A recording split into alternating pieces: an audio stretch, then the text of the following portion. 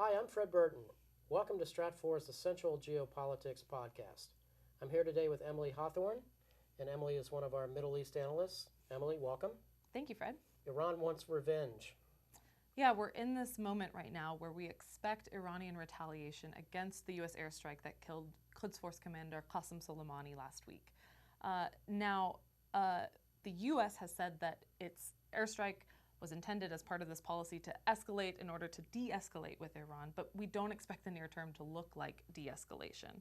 The U.S. also said that they had intelligence that indicated that Qassem Soleimani and the Quds Force were planning imminent attacks on U.S. forces in the region. So there is a protective element to what this airstrike was intended to do. But we are right now watching for some immediate ramifications, and the main one is how is Iran going to retaliate to this?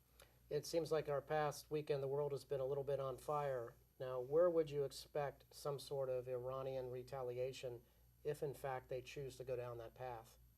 Yeah, I think we should be watching any of the sort of areas in the Middle East in particular, but even a bit broader than that, Central Asia, South Asia, places where Iran has allied militia forces and where U.S. forces or U.S. military installations are present. But the main place to watch is probably Iraq. That's where we have a number of U.S. forces, somewhere between 5,200 and 6,000. And we have many Iran-allied militia forces. And violence between them is really what sort of kicked off this latest cycle of escalation between the Iran-allied militias and U.S. forces in Iraq. So I think that that's the primary theater that we should be watching for, some of this potential Iranian retaliation. And I know when we talk about Iran, someone like me who lived through the 80s and the 90s with the horrific embassy bombings and so forth, certainly Hezbollah comes into play. And we saw some very inflammatory comments by Nasrallah over the weekend as well. Yes, we did. And that's where you start to see why the U.S.-Iran confrontation is so complicated. Iran has a number of allied militia forces across the region. Hezbollah in Lebanon is probably the strongest, most capable. They are their own actor to some extent, but they are largely equipped and funded, supported by Iran. And so any theater where you have Iran-allied forces present close to U.S. forces or U.S. diplomatic presence, that's a place that we should be watching closely. Do you think this means war with Iran? I think right now we are not at a phase where we need to be worried about a big kinetic conflict with Iran on Iranian soil or on U.S. soil. We're not at that phase yet.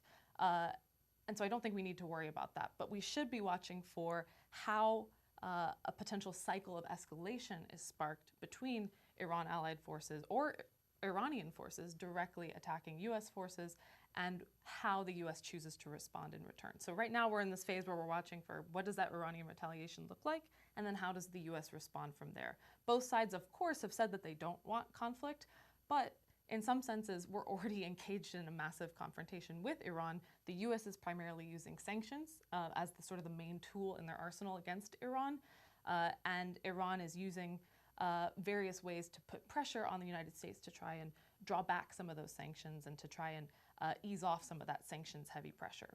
And we certainly have been in this shadow kind of war with Iran for a long period of time. And one of the more troubling aspects when I think through this too, Emily, would be their use of cyber, for example, to come after us in some capacity. Right, I think that that might be one of the main sort of concerns, if not one of the only real concerns to anyone outside of the immediate sort of Middle East theater would be, how capable is Iran as a cyber actor, and what could they do with that? Yeah, it's our understanding that they're pretty good when it comes to that. So that's something that bears watching, certainly. Absolutely. Now, what are you looking for now, Emily? Over the last 72 hours, it's been a whirlwind of activity. But as you move into this week, what are you watching? There are, of course, many things that we're watching, but there are two things in particular that are really heavily on my mind. One is, again, how and where and what does Iran choose to do in retaliation to the U.S. airstrike? Iran has been very clear that they will retaliate in some capacity. And so we're watching and sort of always waiting for an alert of some sort of attack on a U.S. installation or U.S. forces, in particular in a place like Iraq or perhaps Syria, perhaps Afghanistan. Again, any place where you have Iran-allied forces in sort of close proximity to U.S. military forces, I think would be primary places to watch. We don't know what Iran is going to do, but that's a key thing that is on all of our minds. And then a more, as an example of something important that I'm thinking about, but is not, is more of a second order implication, is what are the political ramifications of this U.S.-Iran confrontation in places like Iraq? Over the weekend, there was a parliamentary resolution in Iraq to request that the Iraqi government ask U.S. forces to withdraw. That could very likely lead to U.S. forces withdrawing from Iraq sooner than later. So that's another key thing that we need to watch for that will change the calculus of how the U.S. has influence in the region versus Iran. Let me ask you a question. When you look at those massive crowds over the weekend at the funeral for General Soleimani, do you think that Iran has to respond in some capacity, meaning when you start thinking about just their comments and the outrage directed towards the United States government as a result of this, do they need to? I think there's a degree of, I think there's certainly a compulsion and there's some necessity to respond. I think that it was an action that certainly surprised Iran.